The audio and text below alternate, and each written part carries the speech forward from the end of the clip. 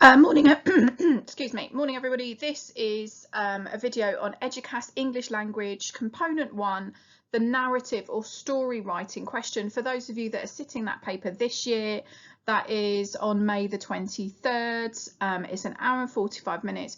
All my other videos are focused on the reading section, so go ahead and watch those. This is the narrative writing section. There are a few things that you can do before the exam to help make you more likely to get a really good mark. So first up is super important that you are aware that Eduqas is not like other exam boards, especially when it comes to narrative writing. If you are watching all of those like grade 9 story videos or write this story in the exam, famously there's been one about a priest that's been knocking around for a few years.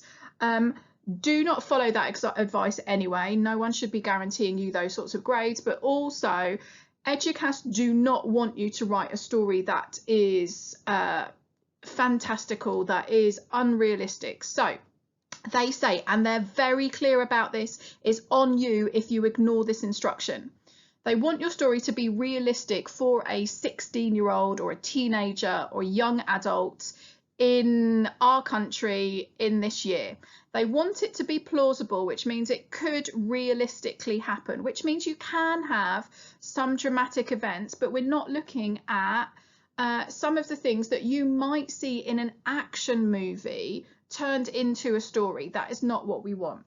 They want you to focus on building character. If you've watched any of my videos on the reading section, what you are asked to look at in the reading section, which is character, relationships, events that are kind of ordinary, those sorts of things are what they want you to do. They want you to be well structured. And at this point, I'm going to give you a really good example. If you go back and look at the Eduqas past papers, the 2018 Component 1 paper had a short story by Margaret Atwood about, I think the characters were called Emma and Robbie, and they go swimming at night and something happens and one of the characters gets into a little bit of trouble in the sea. That is a really good example of the sort of story that they want, but also that focus on character and not lots of description. So to be really clear, they do not want complicated, silly storylines. We're not going on car chases and having gunfights and jumping into speedboats and helicopters and flying to this country and this country. They do not want showing off vocabulary, and I'll talk more about that in a second. Loads of descriptions of things that aren't important, and that if you're watching videos, particularly for the exam board AQA, that kind of level of really detailed description is something that they are looking for, so don't get distracted by that. They do not want loads of sentences where you're falling over techniques. Every sentence has got a simile, every sentence has got personification. They don't want that. So when you're watching your videos that are like write this story or use this grade 9 vocabulary, or you must have these techniques in your story, everything that you need to put in the first paragraph, endless description, those are not for Eduqas. The Eduqas examiners are trained very specifically to not be distracted by these shiny, pretty techniques. They want something that is good quality, that is authentic to you as a young person in this year. It needs to be well thought out. They want a strong character voice that is well structured and developed. It is realistic, it's naturalistic for you. So before you get into the exam, there are some things that you can pre-plan. I wouldn't suggest pre-planning or writing a whole story, because as you know, you have a bunch of options. You've got 4 options that you can choose from, and your pre-planned story might not fit any of those, and then you will lose out on some of your marks because you are shoehorning a story that you've already written into something that the exam board have suggested. So some of the things that you can plan in advance: your main character, and I'll talk to you more about that in a second. Your preferred setting about where you would like to write a story, and lots of that is based on somewhere that you know really well that's kind of interesting that you can write. Your preferred mood or atmosphere for your story. So what kind of vibe you want your story to have? Do you want it to be scary? Do you want it to be funny? Is it going to be chill? Is it going to be dramatic? All of those sorts of things. And then some of the action that can happen, and you can see I've got there, I will have to talk to you about that because you can't plan the whole story. All right, so firstly, when you're thinking about your main character, and that can either be you could be your own main character and you're absolutely fine to write it in the first person. You need to make sure that your character has an internal voice, a monologue, that you write out the thoughts that they're having as the story progresses, so that we get invested in them. So the things that you're going to think about are you going to write in the first person or the third person? First person is absolutely fine, and people that write in the first person can still get really high marks, so that neither of those are better. What are the personality traits for your main character? Are they someone who's sarcastic? Are they someone who's funny? Are they someone who's very pessimistic and negative about something? Are they someone who's chill? Just by listing those out, that will help you come up with ways that you can show their personality in their thoughts. You need to come up with some adjectives and verbs that would show that mood.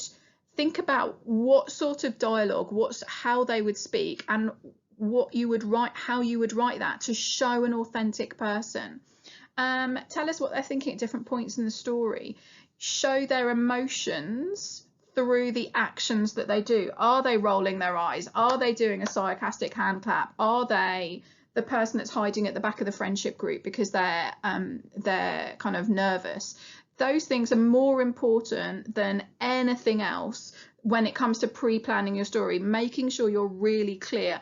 And that's why I've said, and I'll say it again, if they want something realistic to a teenager, being your own main character is the best idea, or having your main character be someone like your best friend, someone that you know really well, so that you can write them in all of that detail. We want loads of your text to be focused on this character. All right, then we've got your relevant description of your setting only. And you need to think about when you're going to do that description. We do not want your story to start with description. That is not the point. We want you to describe your setting when it is relevant to the action of your story. So in that example that I talked to you about from the 2018 paper, if you go and have a look at it, you'll see that there's just one sentence in there that says that this couple are on holiday in the Caribbean. We don't have this extended description of a Caribbean beach and the white sand and the azure water and all of that nonsense. What we do have when it comes to description is when they're in the sea at night and one of the characters gets into trouble, we have the description of the waves, and it creates this really interesting mood. It's very ominous, it's very threatening, it doesn't go on for ages, but that description is the one that counts. So as you're thinking about your story and what might happen in your story, I want you to think about what are the bits that will really count towards the main thing, not just like generically describing a tree like it's so important and then you walk past the tree and we never see or hear of it again. All right, then you're going to plan some of the things that might happen. So don't pre-plan your whole story, but think about some of the realistic events and actions that could happen to you in your setting that you've chosen as your preferred setting.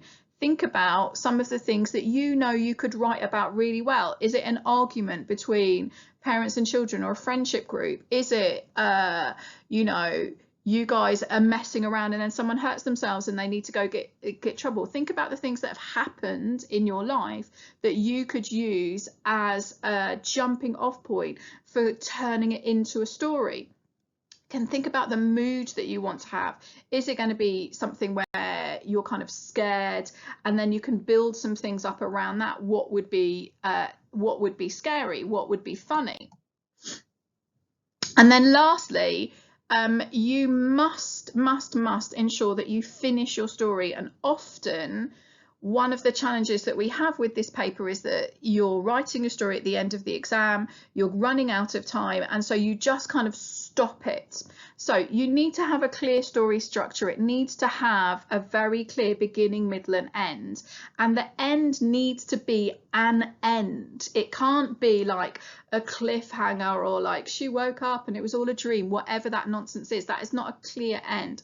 So for example, with the 2018 paper that I've been using as the example, and you know that someone gets into trouble in the water, you don't just leave it like, oh, what happens? Like, how exciting, that's so interesting to end it. It needs a resolution. So you need to either have the characters manage to get out of the water, or you have a rescue that's attempted. You have to have a clear resolution.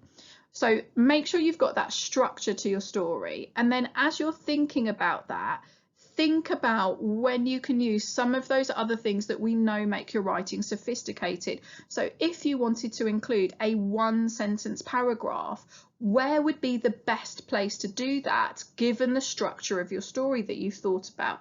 Where are you going to use those short sentences for drama, and some varied sentence lengths, maybe when there's stuff going on that's kind of interesting and you want to have a variety of sentence lengths to play with the pace. All right, so I've got some examples here that you could use to practice your planning.